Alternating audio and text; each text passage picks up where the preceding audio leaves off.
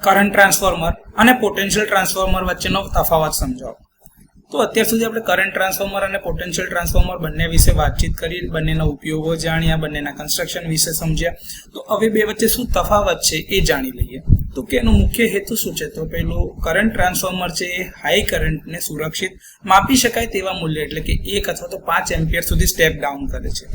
એ રીતે potential transformer જે છે હાઈ વોલ્ટેજને સુરક્ષિત માપી શકાય તેવા મૂલ્ય સુધી એટલે કે 110 વોલ્ટ અથવા તો 110/√3 વોલ્ટ સુધી સ્ટેપ ડાઉન કરે છે. પ્રાઇમરી કનેક્શનની વાત કરીએ તો પ્રાઇમરી જે સિટીમાં છે એ પાવર સર્કિટ સાથે સિરીઝમાં જોડાયેલી હોય છે. તેથી જેટલો કરંટ પાવર સર્કિટમાં જાય છે એ બધો જ કરંટ સિટીની પ્રાઇમરીમાંથી પણ પસાર થાય છે. પ્રાઇમરી પાવર સર્કિટની સાથે સમાંતરમાં જોડાયેલ હોવાથી પોટેન્શિયલ ટ્રાન્સફોર્મરમાં જેટલા વોલ્ટેજ તમારા પ્રાઇમરીના હોય છે એ બધા વોલ્ટેજ એના અક્રોસમાં જોવા મળે છે. સેકન્ડરી કનેક્શનની અંદરમાં તો કે રેશિયો પ્રમાણે પ્રમાણસર કરંટ માપવાના સાધનોને રિલેને આપવામાં આવે છે અને આ કરંટ 1 એમ્પિયર અથવા તો 5 એમ્પિયર હોય.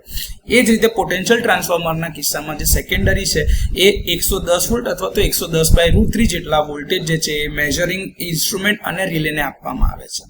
પ્રાઇમરી વાઇન્ડિંગની અંદરમાં સિટીમાં એક જ ટન અથવા તો બહુ જાડા વાયરો જે હોય છે એના થોડાક આંટા હોય છે એટલે કે થોડાક ટન હોય છે.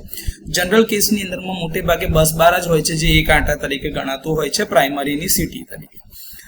એ જ રીતે પોટેન્શિયલ ટ્રાન્સફોર્મરની અંદરમાં પાતળા વાયરના ઘણા ટન્સ હોય છે. સેકન્ડરી વાઇન્ડિંગની અંદરમાં વાત કરવામાં આવે તો સિટીમાં કરંટને સુરક્ષિત મૂલ્ય સુધી સ્ટેપ ડાઉન કરવા માટે પાતળા વાયરના ઘણા બધા ટર્ન હોય છે પ્રાઇમરીની સાપેક્ષ. એ જ રીતે પોટેન્શિયલ ટ્રાન્સફોર્મરની અંદરમાં હાઈ વોલ્ટેજને માપી શકાય તેવા મૂલ્ય સુધી સ્ટેપ ડાઉન કરવા માટે પ્રાઇમરીની સાપેક્ષ અથવા તો તુલનામાં ઓછા આંટા હોય છે. આઉટપુટની વાત કરીએ તો સિટીનું આઉટપુટ કરંટ છે જે 1 એમ્પિયર અથવા તો 5 એમ્પિયર હોય છે જે સ્ટાન્ડર્ડ છે. પોટેન્શિયલ ટ્રાન્સફોર્મરના કેસમાં 110 વોલ્ટ અથવા તો 110/√3 એટલે કે 63.5 વોલ્ટ એ પણ એક સ્ટાન્ડર્ડ છે અને એનું આઉટપુટ વોલ્ટેજ હોય છે. બર્ડનની વાત કરવામાં આવે તો બંનેના બર્ડન સામાન્ય રીતે ઓછા રાખવામાં આવે છે, પરંતુ સિટીની અક્રોસમાં સેકન્ડરીમાં રિલે અથવા તો એમીટર લગાડવામાં આવે છે. એ જ રીતે પોટેન્શિયલ ટ્રાન્સફોર્મરની અક્રોસમાં વોલ્ટમીટર, પ્રોટેક્શન રિલે બધું લગાડવામાં આવશે. એક્યુરેસી ક્લાસ જોવામાં આવે તો સિટીના એક્યુરેસી ક્લાસ 0.1, 0.2, 0.5 અને પ્રોટેક્શન ક્લાસની સિટી હોય તો 5P, 10P વગેરે લગાડેલા છે જે એક્યુરેસી લિમિટિંગ ફેક્ટર તરીકે ALF તરીકે પ્રોટેક્શનનો ફેક્ટર મૂકવામાં આવે છે જેથી કરીને સિટી સેચ્યુરેટ ન થાય. પોટેન્શિયલ ટ્રાન્સફોર્મરની અંદરમાં 0.1, 0.2 અથવા તો 0.5 જેટલા ઓછા એક્યુરેસી ક્લાસ લગાડેલા હોય છે જેથી કરીને આઉટપુટમાં એરર ઓછી થઈ શકે. ઇન્સ્યુલેશનની આવશ્યકતાની વાત કરીએ તો સિટીની અંદરમાં ખૂબ જ ઓછા ઇન્સ્યુલેશનની જરૂર પડશે કારણ કે પ્રાઇમરીની અંદરમાં ફક્ત એક જ આંટો છે અને સિસ્ટમ વોલ્ટેજ સાથે કનેક્ટેડ છે તો એના ઇન્સ્યુલેશન એટલા લેવલ સુધીનું જ જોઈશે.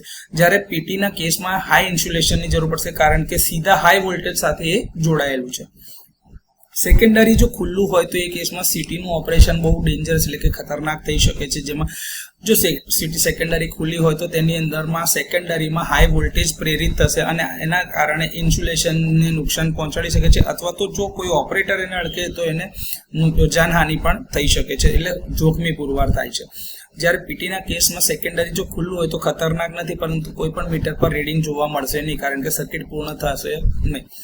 એપ્લિકેશનની વાત કરીએ તો સિટી જે છે એ કરંટના માપન માટે અથવા તો પ્રોટેક્શન કેસમાં જેમ કે ઓવર કરંટ કે અંડર કરંટ પ્રોટેક્શન તમે વાત કરો, ડિફરન્શિયલ પ્રોટેક્શન વાત કરો, કરંટ રિલેટેડ જેટલા પણ પ્રોટેક્શન આપવામાં આવે છે બધાની અંદરમાં પાવર રિલેટેડના પ્રોટેક્શનમાં પણ સિટીના ઇનપુટની જરૂરિયાત રહે છે.